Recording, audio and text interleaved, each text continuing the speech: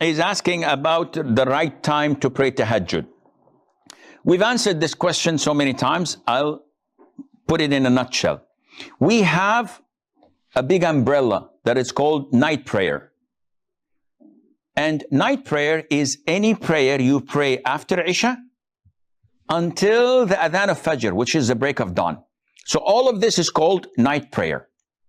Now, underneath this umbrella, you have something called Taraweeh.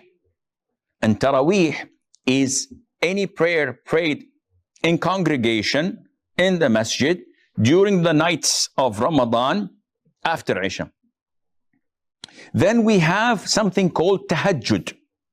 And usually Tahajjud is anything prayed at the night time prayer, providing that is preceded by sleeping. So if someone prays Al-Isha and goes to bed and wakes up at, let's say, 12 o'clock, and he starts to pray, this is called Tahajjud. And the best time for Tahajjud is the last third of the night. And how do we recognize the last third of the night? By calculating the time from sunset till the break of dawn and dividing it over 3. The last third before Fajr is called the last third of the night, and this is the best time for Tahajjud. As for his second question, Abu Yusuf, in Tahajjud, in voluntary prayers, or in fard prayers, if you are doing sujud, the mandatory basic thing for you to say is Subhana Rabbi al-A'la wa bihamdih. Once is the minimum, 3 is the right thing to do, the sky is the limit. This is sufficient. Now, if you want to add some dua, this is your own right. So you can say it 3 times and say Allahu Akbar and sit. And you can say Subhana Rabbi al-A'la 3 times, and then you may say different dua. رب اغفر لي ارحمني عافني اجبرني ارزقني ربنا آتنا في الدنيا حسنة ربنا هب لنا من أزواجنا وذرياتنا قرة أعين ربنا آتنا whatever you want to ask Allah Azza wa Jal, you can do that, and the sky is the limit.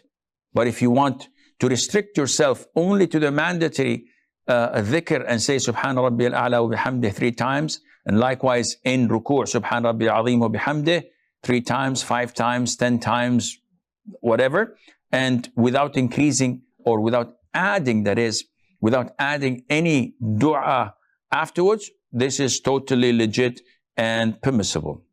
Generally speaking, I'm sitting in my room, I'm not doing anything. All of a sudden, I want to make dua to Allah Azza wa Jal, to guide my children to abide by Islam, and guide my daughters to abide by hijab. What to do? There are etiquettes. Now, this is a general dua.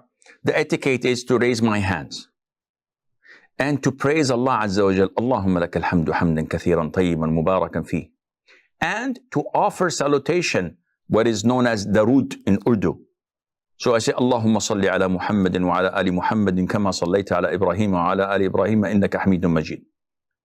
Because the Prophet said, alayhi salatu salam, dua is blocked between heaven and the earth until you offer salutation upon me.